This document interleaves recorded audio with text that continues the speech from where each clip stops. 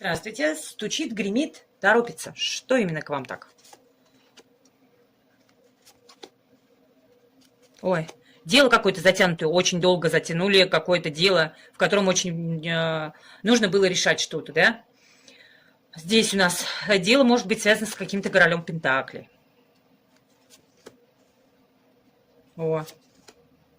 Здесь у вас все разрешится. Если какой-то есть подвисший момент с королем Пентакли, может быть, это какие-то бумажные дела, скорее всего, так оно и есть.